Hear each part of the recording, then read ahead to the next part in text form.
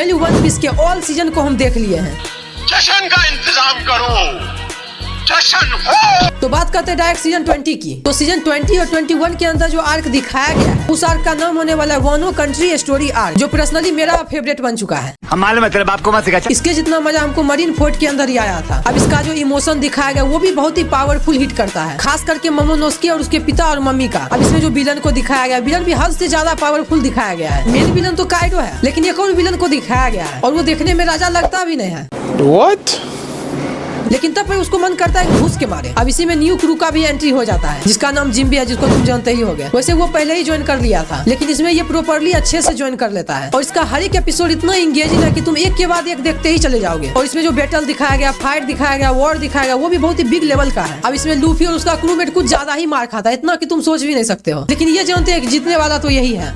मौत को छू के टक से वापस आ सकता। और उसमें बहुत सारा ऐसा मिस्ट्री भी है जिसको सॉल्व कर दिया है, लेकिन उस मिस्ट्री को सॉल्व करने के चक्कर में कुछ आगे और भी मिस्ट्री बना दिया है। और ट्विस्ट एंड टर्न इतना सारा डाला गया है कि तुम देख के शॉक में रह जाओगे। जिसको तुम हीरो समझोगे वो विलन बन जाएगा, और जिसको तुम विलन समझोगे वो हीरो बन जाएगा। और इसमें हर एक कैरेक्टर के पास नया नया पावर आ जाता है। नामी के पास जूस क्लाउड का पावर आ जाता है, सोंजी हद से ज्यादा पावरफुल हो जाता है, लूफी के पास नया गियर आ जाता है, और जोरो के पास भी कुछ अलग टाइप का पावर आ जाता है। और रॉबिन का एक भयानक सा चेहरा देखने के लिए मिलता है, जैसा कि तुम जानते ही होगे कि वो एक डीमन चाइल्ड है, और इसमें उसका डीमन का रूप देखने के लिए मिलता है। अब इसी में फिर सेंग का भी एंट्री करवाया जाता है, जिसको देख के तुमको पूरा मजा आएगा। और उसके पास इतना खतरनाक पावर है कि तुम कभी सोचे ही नहीं होगे। हम हमेशा सोचते थे कि आखिर सब इससे डरता तो डरता क्यों है, लेकिन इस बार इसको देखने के बाद पता चल गया कि आखिर सब क्यों डरता है इससे। अब इसमें मेन मजा तब आता है जब एपिसोड 1070 स्टार्ट होता है, जिसके लास्ट के 5 मिनट में गुज बम आना पक्का है, पूरी तरह से 100% आएगा ही आएगा। क्योंकि एपिसोड 70 के अंदर लूफी के पास नया गियर भी आ जाता है।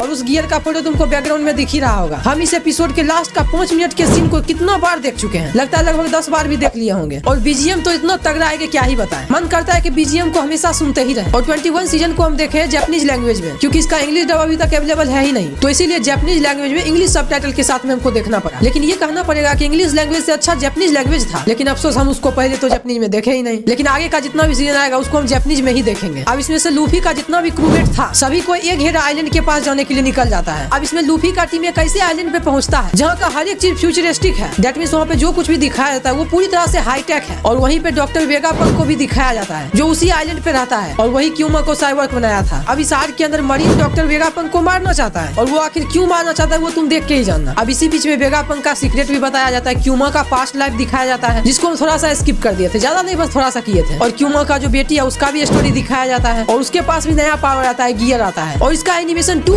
मच गुड है, इतना बेहतरीन है कि तुम सोच ही नहीं पाओगे कि क्या इसका सीजन 1 था और क्या इसका सीजन 22 है। पूरा जमीन आसमान का अंतर दिखाया जाता है। अब रेड लाइन के ऊपर जो 5 एल्डर बैठा हुआ था उसका भी इसमें अच्छा खासा रोल दिखाया गया, उसका भी बहुत सारा पावर को दिखाया गया है, और वो भी लूफी से फाइट करने के लिए पहुंच जाता है। दैट मींस इसने जो बैटल और फाइट सीन को दिखाया वो बहुत ही हाई लेवल का है। मरीन फोर्ट और वनो आर्क के जैसा तो नहीं है, लेकिन उसी के आसपास है। अब इसी बीच में CP0 का भी एंट्री हो जाता है, जिसको वाटर 7 आर्क के अंदर दिखाया गया था। वहाँ पे CP कुछ और ही था, लेकिन वो अब ट्रेनिंग लेके CP0 बन चुका है। और इसमें कोबी का भी रोल दिखाया गया है, जिसको पता नहीं देख के सिर्फ और सिर्फ गुस्सा ही आता है, सिर्फ चिल्लाते रहता है, रोते रहता है। अब इसमें कुछ प्रॉब्लम भी है। पहला प्रॉब्लम यही हुआ कि इसमें एपिसोड ज्यादा है, हर एक एपिसोड को कुछ ज्यादा ही स्ट्रेच किया जाता है, हाइट को भी कुछ ज्यादा ही स्ट्रेच किया गया है, और फ्लैशबैक भी कुछ ज्यादा ही देर तक चलता है। और इस बार फनी सीन और कॉमेडी सीन भी कुछ ज्यादा नहीं है। और हमको ये समझ आता है कि विलन आखिर मरता तो मरता क्यों नहीं है, मतलब कि उसको इम्पेल डाउन भेजेगा या तो उसको गायब ही कर देगा, लेकिन उसको मरते हुए नहीं दिखाता है। ये प्रॉब्लम हमको हमेशा से ही लग रहा है। अब पता नहीं इस प्रॉब्लम को कभी सॉल्व करेगा अभी कि नहीं। अब इसका जो अगला आर्क आने वाला है उस आर्क का नाम होने वाला है एल्वफ स्टोरी आर्क, जिसको हम देखने के लिए पूरी तरह से एक्साइटेड हो गए हैं। और वो अप्रैल में रिलीज हो रहा है, तो जब वो रिलीज होगा तो उसका भी रिव्यू आ जाएगा। तो इसलिए चैनल को सब्सक्राइब कर लेना, और अगर जो रिव्यू पसंद आया हो तो एक लाइक भी कर देना।